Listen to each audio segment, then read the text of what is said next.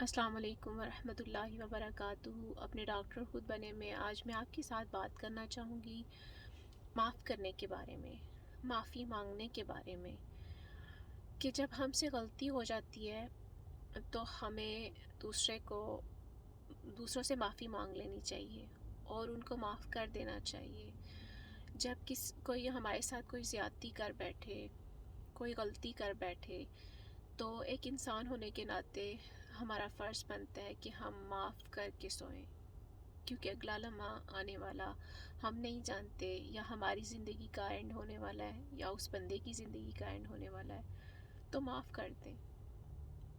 مشکل ہوتا ہے، جانتی ہوں، بہت مشکل ہوتا ہے کئی دفعہ لیکن اس لیے مشکل ہوتا ہے کہ ہم اسے جو مشکل بنا دیتے ہیں۔ کبھی کبھی ہم اسے اپنی انا کا مسئلہ بنا لیتے ہیں، کبھی کبھی ہم اسے ایک ضد بنا لیتے ہیں اپنی، کہ میں تو معاف کر ہی نہیں سکتی، یہ تو معافی کے قابل ہی نہیں ہے۔ لیکن ایک بات یاد رکھیے گا، معافی کا یہ مطلب نہیں ہے کہ کوئی آپ کے ساتھ زیادتی کر رہا ہے، غلط کام کر رہا ہے، غلط چیز کر رہا ہے، تو آپ اس کو معاف کر کے دوبارہ وہی غلطی پھر کریں۔ اس انسان پہ دوبارہ ایک مومن 2 بار ایک سوراخ سے نہیں ڈسا جاتا، یعنی کہ دوبارہ اس بندے کو یہ موقع نہ دیں کہ وہ دوبارہ آپ کے ساتھ زیادتی کرے۔ معاف کر دیں، لیکن اس کا یہ ہرگز مطلب نہیں ہے کہ آپ دوبارہ اس کو غلطی کا چانس دوبارہ دیں۔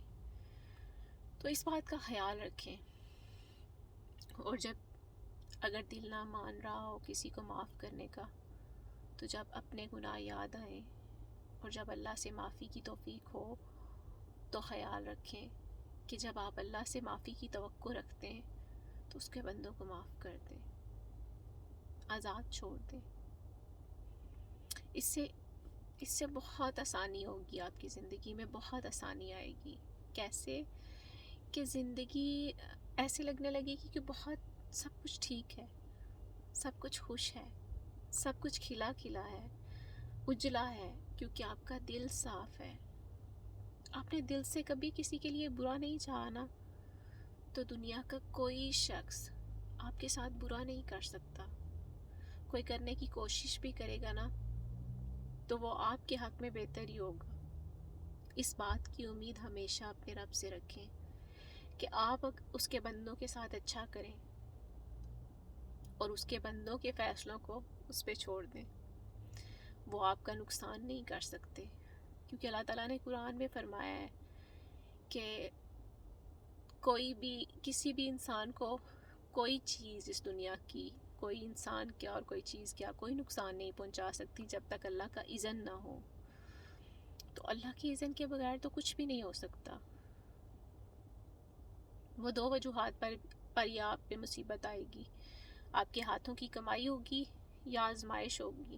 تو آزمائش ہو تو اپنے اللہ کا شکر ادا کریں کہ اس نے آپ کو اپنے چنے ہوئے بندوں میں شامل کر لیا ہے۔ وہ آپ کو پالش کر رہا ہے، وہ آپ کو کسی ایسے مقصد کے لیے اس مشکل سے گزار رہا ہے جس کے لیے یہ لمحات، یہ مشکل ہونا ضروری ہے۔ کندن سونا کب بنتا ہے؟ اس کو تپایا جاتا ہے آگ پہ۔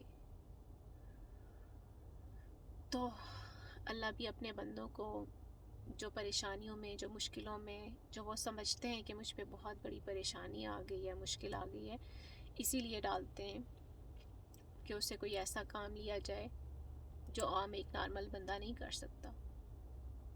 اور جب تک ہم مشکلوں سے نہیں گزرتے، ہم محسوس نہیں کر پاتے۔